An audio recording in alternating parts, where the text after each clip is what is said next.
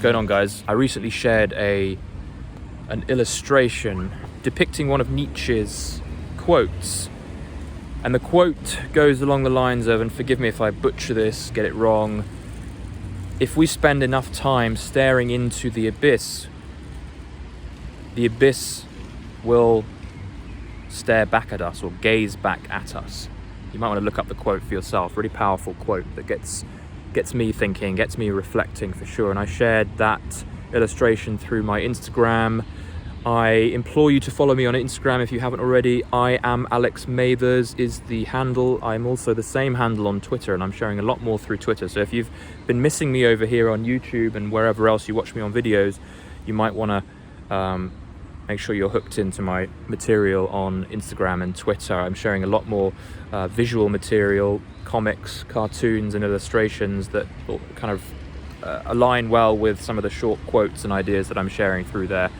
And Nietzsche was an interesting character, and he came up with some really strong contemplations and philosophies on life that are very relevant to today, that are very evergreen and still hold a lot of significance to modern society. And I liked this one on gazing into the abyss and the abyss, the depths of the abyss staring back at us after a while is absolutely relevant to psychology. And you can obviously have your own take on this quote. I just wanted to kind of go into this a little bit.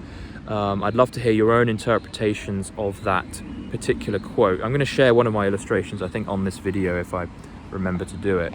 But my take on this is that when we focus, when we bring our attention, when we think about the things we don't like, when we think about the things that trigger us in our lives, when we think about the things in our realities that we disagree with and we don't like and we find angers us, and this, for example, getting wrapped up in news stories and the state of affairs of the world and how we don't like the way that modern society is unfolding, and maybe it's thinking about particular people that have done you wrong, or it's particular tribes out there that you disagree with, whatever it is that is considered a sort of abyss, an abyss of darkness, an abyss of negativity in a sense. By looking at these things, they stir you up, they make you angry. And absolutely, there is some value to turning your attention to things that anger you. There's a lot of, very, very often, a very strong source of creative insight that comes from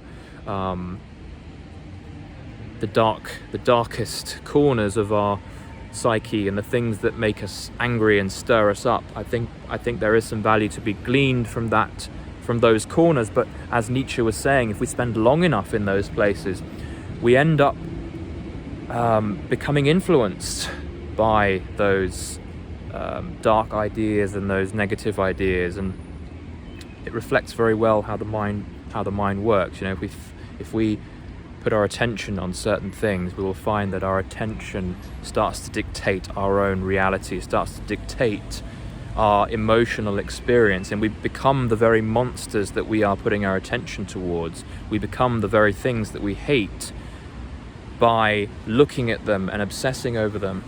And I've talked about obsession a lot in previous videos, and I encourage you to look at those. The things we obsess on, we bring to life in ourselves, in our experiences, in our realities. So you'll tend to find people who focus a lot on what's wrong with the world, suffering through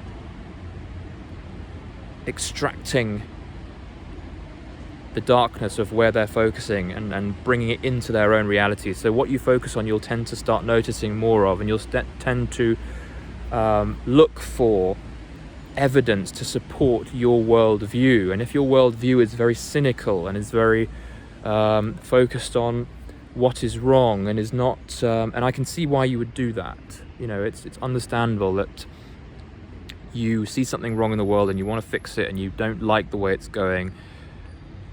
The danger with that is that you will start seeing more and more evidence to support why, to support your belief. You will develop beliefs around the world when you start thinking a lot about certain things, and sometimes those beliefs don't help us, and they can actually make us more aggressive, make us more anxious, make us more fearful, because we start seeing this stuff more and we see the evidence for it, and we start interpreting things that might, for some people, are entirely innocuous and harmless. We might see it in a different way. Maybe we interpret someone's words, or we interpret a news story in a way that other people might not see it, that really angers us and really affects us. So we become the monster, as Nietzsche was talking about. We become the very monster that we're looking at.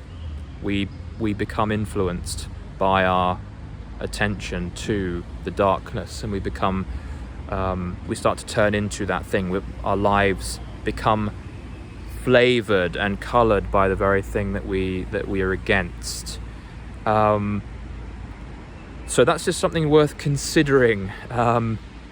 Where you put your attention, you might find yourself actually giving yourself a major disadvantage in your life. Ultimately, as I often talk about, it is about energy and maintaining a certain level of aliveness in ourselves that is so key as we propel ourselves forward in this world. We do not want to be waking up every morning with a weight on our shoulders. We do not want to be trudging through life every day with a sense of burden, with a sense of colourless, lifeless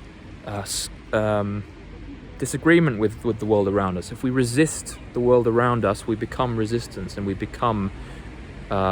find that the resistance actually drains us of our own energy, which is not a good place to be. You'll find yourself getting more and more depressed, more and more like a husk version of your former alive self. And that's really the key. That's really the heart of this conversation, is just to remind ourselves to, understandably looking, taking an interest in certain things is good, but we need to be our own thermostats. We need to bring a certain level of awareness to where our attention lies, and we do that through what our emotional experience is delivering us. If we feel ourselves repeatedly angry, repeatedly in the dumps, repeatedly depressed and low energy, that is saying something very loud and clear about what you are choosing to bring into your mind on a regular basis. And maybe it is that where your attention is being placed is actually doing a disservice not only to you but the people around you. The world needs you to be energized. The world doesn't need you to be depressed. So in that way, it doesn't really matter so much what you're fighting for, what you are disagreeing with, and what you are wishing was different. It matters more that you are energized. So if the thing that you're fighting for is energizing you and makes you feel excited and purposeful, like you can get out of bed every day with a certain sense of excitement, keep doing it. And again, don't worry so much about the content of my words. Worry more about how you feel on a consistent basis, and take note of that. Be super aware of your feelings on a day-to-day basis. I know that I'm kind of meandering a little bit here, but it does root to attention, and how attention links to our emotional experience. So if we're feeling low energy and we're feeling frustrated continually, that will be saying something about where our attention is focused. It'll obviously bring in other variables as well, like what you're eating, and it all forms part of the same package. If we're continually focused on things that depress us, that's going to inevitably lead to bad habits, because we're not fully ourselves when we're depressed. That's it from me for this one. Make sure you are subscribed, and make sure you like this video if you liked it. I'm actually working on a book right now about being our authentic selves and living a life that is without limitation, without unnecessary anxiety and stress, and is a life of integrity, a life that is true to ourselves, where we're not worried about what other people think of us, and we can kind of own our own situation. So stay posted on that book. It's out soon. I'm sharing this as of what's the date?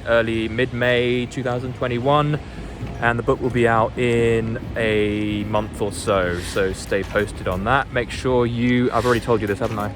Make sure you're subscribed, and I'll see you in the next video. Thanks, guys.